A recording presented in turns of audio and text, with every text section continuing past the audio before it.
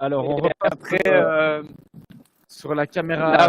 là, On est avec Vincent Delforno. on est dans le trou et puis les premiers V1. Est-ce Voilà, que là, je suis Vincent en live nous en fait. entend?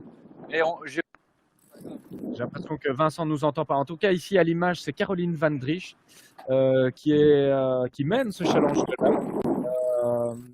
Cette saison virtuelle, c'est la deuxième ou troisième épreuve du challenge de live vraiment en réel. Il y a eu d'abord des épreuves par ici, c'est une des premières courses où on part tous en peloton. On trouve Alexandra Tondeur, qui est la première dame actuellement, Manu. Ça, je ne sais pas. On va demander à Clément Labarre s'il nous entend de retrouver la première dame, et c'est sans doute elle, mais je ne vois pas Alexandra Tondeur, qui était archi favorite sur. t'es en live ou pas? Ouais, mais parce que moi je suis pas sûr. Et on voit que Vincent ne nous entend pas. Donc si Vincent nous entend, qu'il sache qu'il est bien en live et qu'il nous propose un super plan. En tout cas, donc, est-ce que Caroline Van Driesch est en tête de la course féminine? En tout cas, elle se situe à 2 km de l'arrivée environ là. Et Pierre Delforno qui est à côté, donc c'est le frère de Vincent qui est en train de filmer. Normalement, logiquement, devait filmer la première dame, donc j'imagine qu'il a eu un souci technique. Il n'a pas pu. C'est certainement la première dame, connaissant un petit peu le feeling. Ouais, je suis rouge en tout cas. 6, on peut passer sur J'ai pas de son. 6 de Clément Labarre et on a un plan de Alexandra Tondeur, donc la triathlète, qui est derrière, effectivement, Caroline Van Driesch. Les premières dames actuellement. Et donc ça, c'est une surprise. Donc Caroline Van Driesch qui est au club du CABW, club de Nivelles. Et Alexandra Tondeur, pourtant, elle a l'expérience de la longue distance, puisqu'elle a été championne du monde en 2019 du triathlon longue distance. Ça prouve que quand on n'a pas l'expérience sur la laisse, rien n'est gagné d'avance. Et donc deux dames du Brabant wallon, en tout cas, bien parties pour terminer 1 et 2 de cette descente de la laisse 21 km 2021.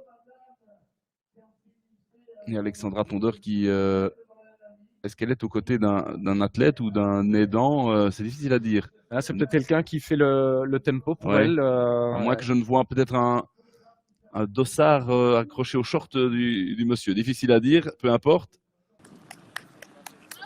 Voici Caroline Van Driesch. Et donc aux avant-postes, c'est bien elle et Alexandra Tondeur en deuxième position. Donc c'est une surprise. Et, c'est une chouette image parce que ça fait partie du sport. On est relive. On ne peut jamais dire que la course est gagnée avant de l'avoir. On aurait quand même mis une petite pièce sur Alexandra Tondeur il y a 1h10, Manu. Hein. Ben, écoutez, Laurent, son record sur semi-marathon, c'est 1h16. Là, ça fait déjà 1h24 de course.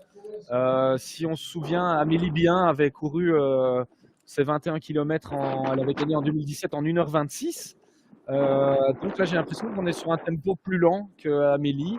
Pourtant, Alexandra avait des références chronométriques très prometteuses. Elle a peut-être eu un petit coup de moins bien. On verra à l'arrivée ce qui lui est arrivé. En tout cas, à Gendron-Gare, elle était en tête. Voilà, une deuxième moitié de course difficile pour Alexandra Tondeur. Par contre, Caroline Van Driesch termine en boulet de canon.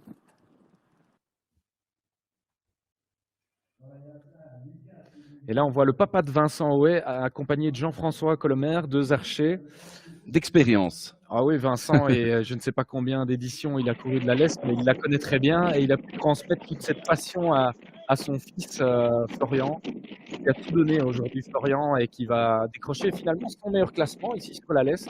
4e, peut-être une petite déception de ne pas avoir pu aller chercher ce podium, mais il est tombé sur plus fort que lui, Nicolas Navet, qui va chercher la médaille de bronze aujourd'hui sur cette laisse.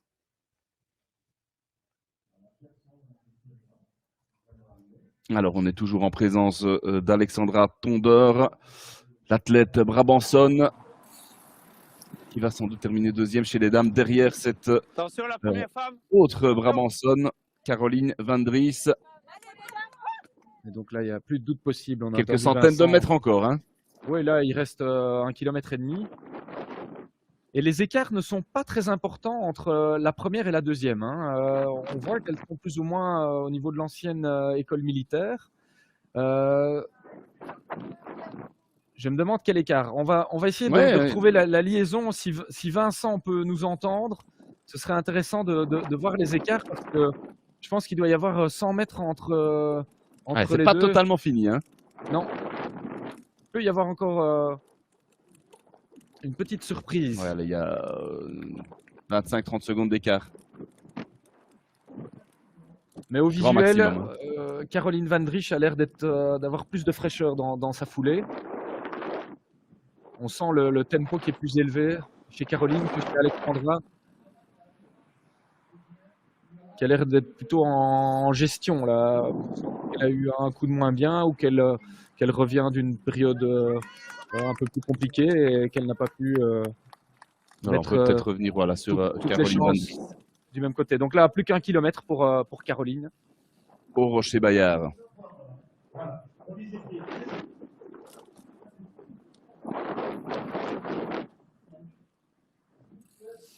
Et on va voir si sur la ligne d'arrivée, on pourrait recueillir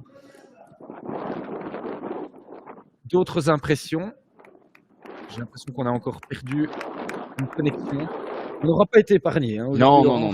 Voilà, mais on est déjà content de pouvoir offrir les derniers kilomètres en live de la distance des 21 km de cette édition 2021, 40e du nom. Il n'y a pas une minute d'écart entre la première et la deuxième dame.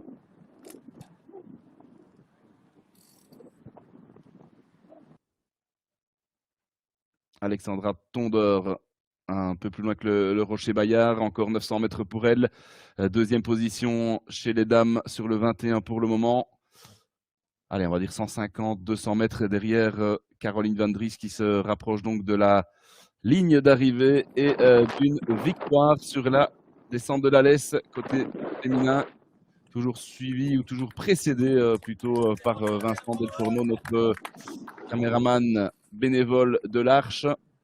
Oui, on salue leur travail parce que ça n'a pas été évident pour personne. Donc on n'avait pas de connexion au début du live. On a dû restarter toutes les machines. Et donc ils étaient un peu dans l'attente. Ils ne savaient pas s'ils étaient en direct ou pas en direct. C'était compliqué pour eux.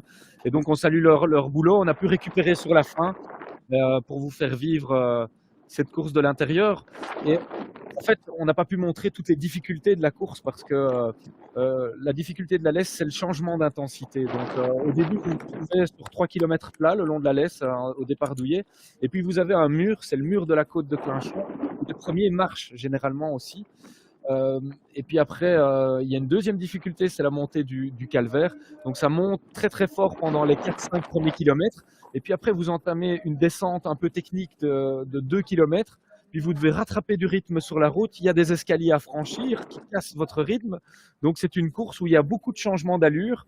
Et c'est ce qui fait que les coureurs sont marqués à l'arrivée. Même si on a l'expérience, ce n'est pas du tout la même chose que les 20 km de Bruxelles où on est tout le temps sur le bitume. Ici, il faut pouvoir s'adapter au relief, au terrain et pouvoir retrouver du rythme sur le halage. Caroline Van Driesch qui va donc s'imposer sur le 21 km féminin, à la surprise générale, on peut le dire, devant Alexandra Tondeur. Et on a récupéré les caméras à l'arrivée. C'est le principal.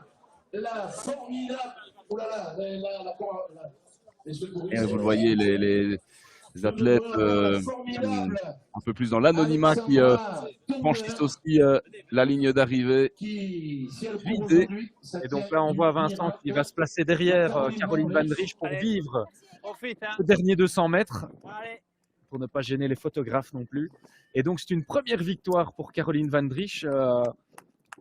Elle était en tête du challenge de l'Alle, mais elle a été battre une sérieuse cliente, c'est Alexandra Tondeur, et elle a résisté jusqu'au bout, donc grand bravo à elle. L'arche d'arrivée est en vue pour Caroline Van Dries qui à son tour peut profiter de ces derniers mètres. Les applaudissements formidables pour le grande championne qui gagne aujourd'hui à Dinan et le grand sourire de Caroline. On entend Jean-Pierre Buix. C'est toujours bien de laisser un peu vivre le live parce que vous entendez cet accent un peu chantant du sud. Et voilà, vous arrivez avec Jean-Pierre. On dit comment on prononce son nom? On va l'écouter. Voilà, vous voyez, le francophone que je suis, j'ai deviné comment prononcer son nom.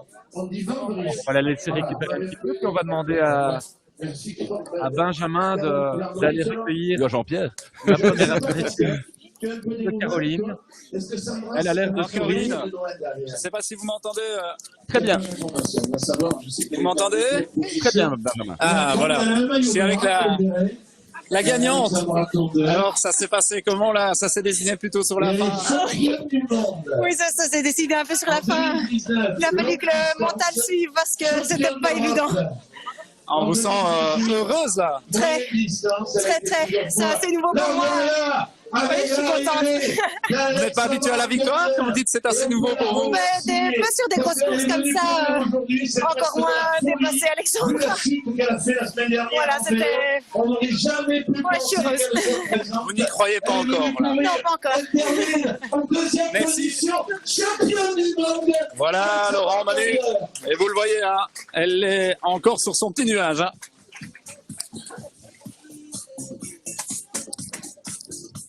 Alors, c'est-à-dire qu'on fait l'interview après ou va te désaltérer, tu me rejoins? Alors, Alexandra, je viens de voir avec un monsieur qui est spécialiste du triathlon la photo de ta chute la semaine dernière.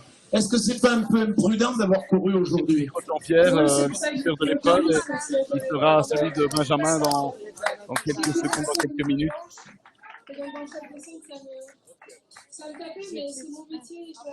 et donc Alexandra Tondeur qui a Alors, attendez, la troisième.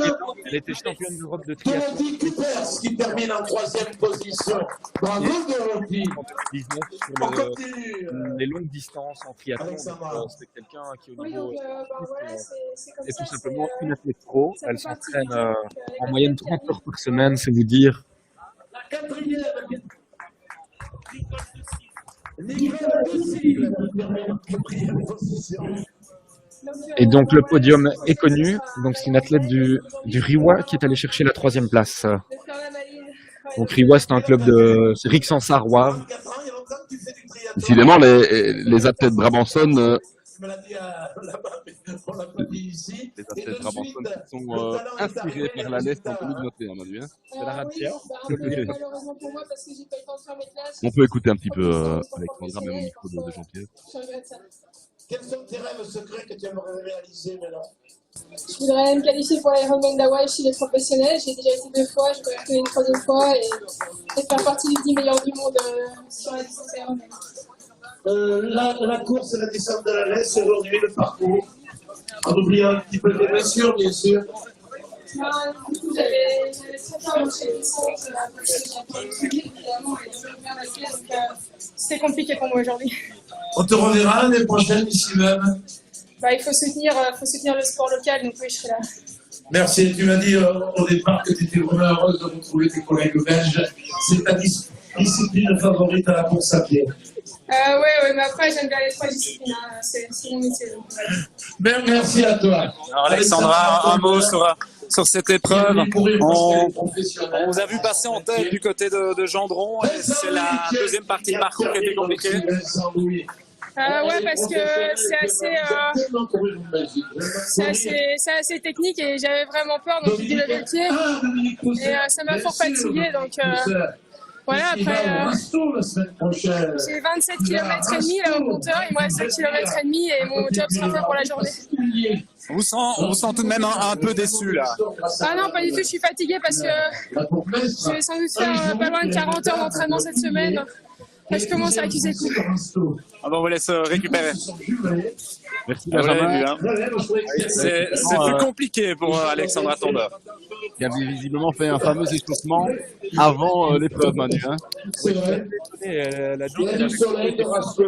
Alors qu'il y en a. avant la laisse. Bon, généralement, on va trottiner un quart d'heure, 20 minutes, mais donc elle a déjà couru pas mal avant la course. Et c'est assez intéressant ce qu'elle nous a dit parce que on voit qu'elle a été gênée par l'aspect technique de la course. On va accueillir Alex Dixon. C'est sur du bitume, c'est du On roulant. accueillera beaucoup de vent. C'est une course nature où vous alternez entre le bitume et les chemins, les sentiers. Il y a des parties techniques en descente, il y a des escaliers. Et c'est ce qui rend cette course difficile et c'est ce qui fait aussi sa beauté. On peut aussi parler de cette brochure qui a été écrite par Claude Donnet, Paul Wilmet, Descente de la Leste, en course à pied rétrospective 1981-2020, un ouvrage qui est sorti pour les 40 ans de l'épreuve, la 40e édition, du texte, de la photo pour les passionnés de l'épreuve, et très très complet. Et on salue cette initiative de Claude Donnet et Paul Wilmet. On devait le souligner aussi. Avec un rendez-vous qui Ouais, vous y sera trouvez à côté plein de la d'informations, ville plein d'anecdotes. Je vais en citer une, par exemple. Il y avait un concurrent japonais qui avait gagné un concours télévisé à l'époque à la télévision japonaise, et un des prix, c'était participer à la descente de la Leste. Donc c'était assez étonnant. Il était venu participer sur les 12 km, il n'avait aucune expérience de la course à pied, et les équipes de télévision japonaises étaient présentes. Allez, on va retrouver Benjamin Marx qui est avec Florian Hoé, qui signe le meilleur résultat de sa carrière chez lui. Meilleur résultat de sa carrière chez lui, me dit-on, mais tout de même la place qu'on ne souhaite pas sur une course, la 4e, la médaille en chocolat. Ouais, mais je suis très content parce que voilà, faire 4e à la descente de la Leste, c'est quand même magnifique. Et donc, non, je suis content, étant donné que c'est tous des gens qui se préparent pour du plus long. Et voilà, j'ai une préparation de piste qui est beaucoup moindre en kilomètres, donc du coup, la fin a été très difficile pour moi. Donc je suis très content. Oui, la fin, ça s'est joué entre vous et Nicolas Navet. Et avantage aux Luxembourgeois. Ouais, Nicolas, je savais qu'il allait être très costaud sur du long. Après, voilà, il prépare. Il m'a dit qu'il préparait les championnats de Belgique de course de montagne. Donc voilà, la différence est nette au niveau des kilométrages. Donc moi, je suis à beaucoup moins de kilomètres et voilà, il était peut-être plus frais, mais le plus fort à parler. Et voilà. Et les deux leaders sont partis assez tôt dans cette épreuve. Vous les avez tenus un certain temps ou c'était trop rapide? Non, c'est beaucoup trop rapide. Après, voilà, quand on court comme ça, on connaît à qui on court. Donc je savais bien qu'il fallait pas suivre ces deux-là. Et que c'était très costaud. Ouais, ils sont partis des Walzin, la côte de Walzin. Et puis moi, je savais qu'au mieux, je faisais podium. Et donc voilà, après je voulais battre Romain et Nicolas, j'en ai battu un sur les deux, donc c'est déjà pas mal. Merci. Et j'en profite pour poursuivre avec Thibaut Marmignon qui est un coureur de la région de Loyers. Top 15 pour vous, c'est ça? Je pense. Je suis dans les 15 premiers, donc je suis très content. Course de reprise, pas beaucoup couru avec le Covid, avec le boulot, donc je suis content. C'était une belle édition. Chouette parcours comme d'habitude, chouette ambiance et un bon niveau, donc satisfait de ma prestation. Bon, c'était l'année aussi où ça reprenait. Voilà, le sport reprend et on profite à nouveau de ces ambiances de course. Ouais, tout à fait, parce qu'on prend vite des habitudes à courir tout seul chez soi. Au niveau vie famille, on va plus à l'entraînement, on le fait, mais tout seul. Et donc revoir les copains, l'ambiance d'une course, c'est quand même très agréable de revoir les têtes et de boire un verre aussi après avec tout le monde. Ça fait quand même plaisir de revoir tout ça, quoi. Et puis ça reste une course, coutume de dire, c'est la course un peu mythique de la région, et c'est vrai, allez, quand on voit encore Alexandra qui vient ici, le plateau sur le 21, ça reste une course à faire. Course mythique et un peu atypique aussi, avec un lieu de départ différent du lieu d'arrivée. Une course entre le trail et le jogging, c'est particulier. Ouais, tout à fait. Déjà rien que le fait de prendre le bus le matin, d'arriver tôt, il y a une ambiance assez particulière. Et puis on attend là pendant 1 heure à Houillet, c'est toujours sympa. On discute, on fait un peu le monde. Et puis effectivement, la course, il y a cette fameuse côte de Clinchamp, c'est un mur. Courir, c'est quasiment impossible. Puis il y a les marches avant au Gendron, là. Enfin, c'est assez particulier. Les ponts de chemin de fer. Et alors, une fois qu'on a passé la passerelle de Walzin, là, on sait que c'est vraiment pour les archers, c'est gai, parce que on sait qu'on peut mettre le paquet et finir frais, c'est gai, parce qu'on on sait que c'est de la route et faut pas laisser trop de force au début, quoi, parce qu'on sait que la fin est très longue. Le viaduc est interminable, l'arc d'arrivée est interminable, mais une fois qu'on y est, on est content, quoi. Merci Thibaut, bon décrassage. Avec grand plaisir. Voilà Laurent, Manu, à vous. Merci Benjamin et Thibaut Marmignon, toujours très complet aussi dans ses analyses. Manu, on touche tout doucement à la fin de ce live qui fut parsemé d'embûches en tout cas, mais on y est arrivé quand même. On vous a proposé ces derniers kilomètres du 21 et c'est ma foi le principal. Merci beaucoup Manu. Merci Laurent, ben, c'était la reprise aussi pour nous hein, finalement, Voilà. donc il faudra aussi qu'on débriefe tout ça, mais on était quand même content de pouvoir vivre la fin de course en votre compagnie.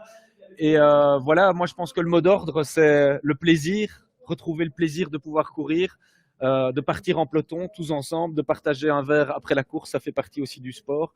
Et je pense que c'est ça qu'on doit retenir aujourd'hui, le sport qui reprend ses droits aujourd'hui à Dinan et dans plein d'autres courses. Et j'ai vraiment une pensée pour tous les organisateurs d'événements sportifs qui ont dû être créatifs pendant le confinement, qui ont fait des courses virtuelles, qui ont fait des départs par vague. Et donc aujourd'hui, on a pu revivre une course quasi normale. Allez, une dernière intervention de Vincent Delforno qui aura le mot de la fin.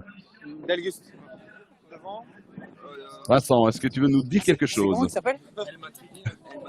Elle m'a tu dit, moi j'ai dit Mehdi Labib, moi. Ah. Maintenant, on n'a pas l'impression. Non, c'est moi qui ai dit ça dans le live, mais Allez, c'est pas grave, Vincent. On le remercie aussi. On remercie tous les bénévoles de l'Arche qui nous ont aidés à réaliser ce live. Merci aux collègues de Matélé également. Merci Manu. Merci Laurent et désolé pour l'ensemble de ces soucis techniques, mais bon, on est arrivé à les régler et on fera mieux la prochaine fois. Hein. Ben voilà, on est là pour ça aussi. Merci à vous de nous avoir suivis. À très bientôt sur d'autres épreuves. Salut.